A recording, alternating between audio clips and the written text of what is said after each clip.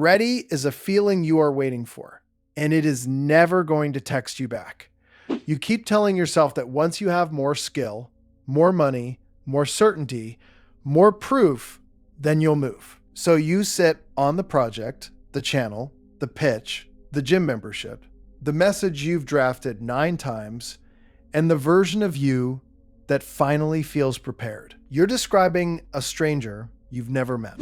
Here's what shifts by the end of this. You'll stop treating it as the door and start treating it as the hallway you walk through afterward. The order is backwards from what you were taught. The people you admire figured that out early. Think about the last skill you actually got good at. Maybe it was editing, or coding, or lifting, or talking to people without your voice shaking. Rewind to day 1. You were clumsy. You half understood the tutorial. You copied someone else's structure and hoped nobody noticed.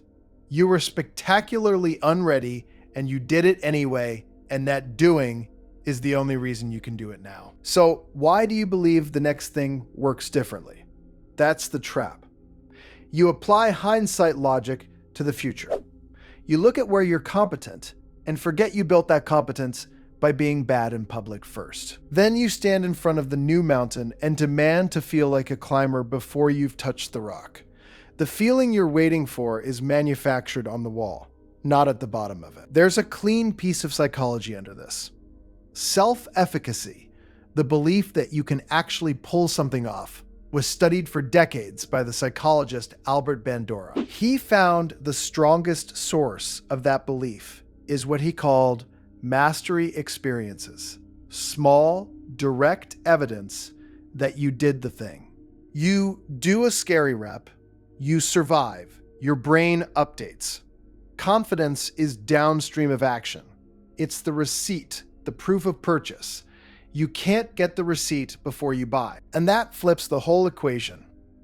If confidence comes after, then waiting to feel confident is waiting for a result you can only earn by starting without it. Picture the 2 people you know who are roughly the same age, same raw talent. One launched the rough thing, one is still researching. A year later, they're not in the same universe. What separated them at the start? Almost nothing. One tolerated looking like a beginner. That tolerance compounds harder than any talent gap you're worried about. Let me be honest about the part nobody likes. Starting before you're ready means you'll be bad, and other people might see it. Your first videos get 40 views, 30 of them yours. Your first client work is overpriced for the quality. Your first hard conversation comes out tangled. This is real. The discomfort is the tuition. But here's where most advice lies to you, so I won't. Just start isn't always enough. And pretending it is would be insulting. If you're starting from a harder place, fewer resources, no safety net, real responsibilities, then reckless leaps can sink you. The answer is to shrink the bet so you can start anyway. That's the move almost nobody teaches. You make the first action small enough that readiness becomes irrelevant. You're not quitting your income to chase the business. You're getting 1 paying customer this month while everything else stays intact. You keep it quiet. You're going to the gym 3 times this week. Ticking each session off in Hone tracks your streak without an account, link in the description, and letting that small record pull you back for the 4th. You're not writing the perfect launch.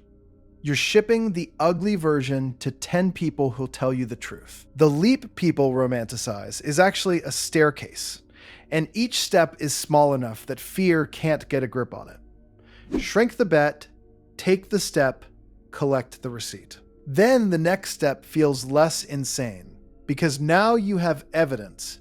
Evidence is the thing fear can't argue with. And the bets keep shrinking relative to you, which is the part that sneaks up on people. The first cold message costs you an entire week of dread. The 50th costs you nothing. It's Tuesday.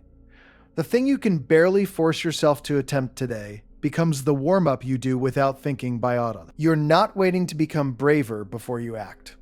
The acting is what quietly manufactures the brave version, one unremarkable rep at a time, while you're too busy doing it to notice it happening.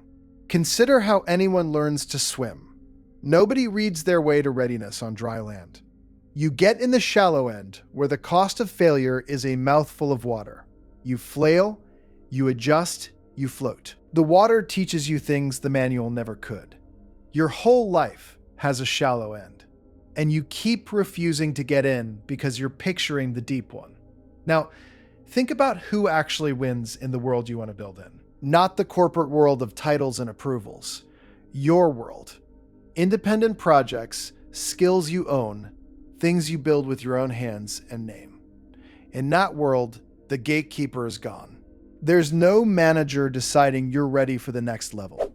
The market decides, and the market only responds to things that exist. A brilliant idea in your head is worth exactly nothing to it. A mediocre thing that's live can be improved every single week. This is the quiet advantage of building your own path. You don't need permission. The trade is that nobody tells you when it's time.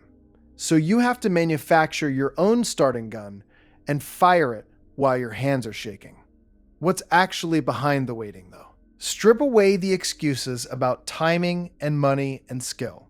Underneath, it's almost always this: as long as you haven't really tried, you can't really fail. The unstarted project is perfect. It lives in your imagination as the best version it'll ever be.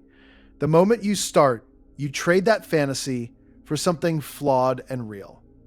Waiting protects the fantasy. Waiting also guarantees the fantasy is all you'll ever have. That's the cost nobody puts on the price tag. You think waiting is the safe, neutral option, the responsible pause. Every month you delay, you're paying. You pay in skill you didn't build, in compounding you didn't trigger, in a version of yourself that stays theoretical. Inaction feels free because the bill arrives late. It always arrives. Sit with that because it reframes the whole choice. You were treating start now as the risky option and wait until ready as the cautious one. The waiting is the expensive gamble. You're betting your one finite stretch of young years on a feeling that has never once shown up on schedule. I want to be fair to the other side because there's a real argument hiding in your hesitation. Some people genuinely move too fast.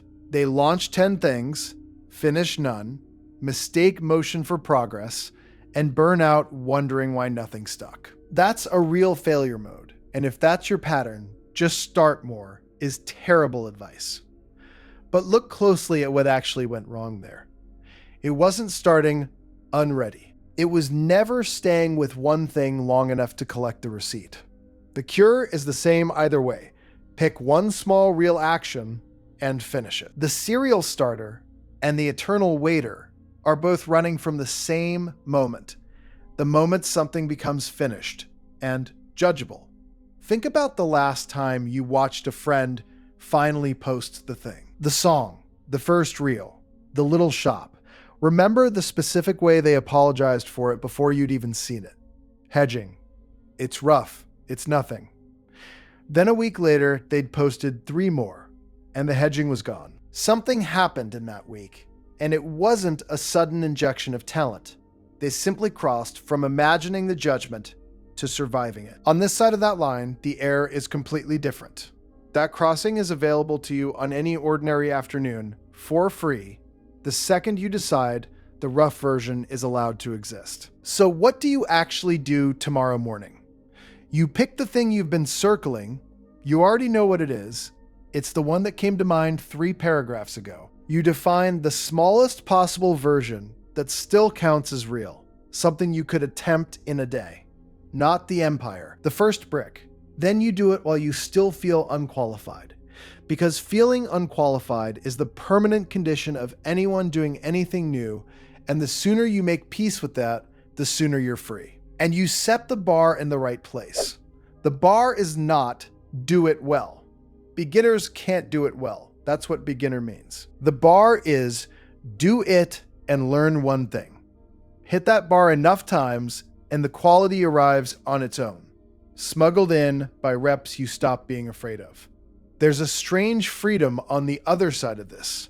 Once you accept that you'll start everything unready, the paralysis loses its grip.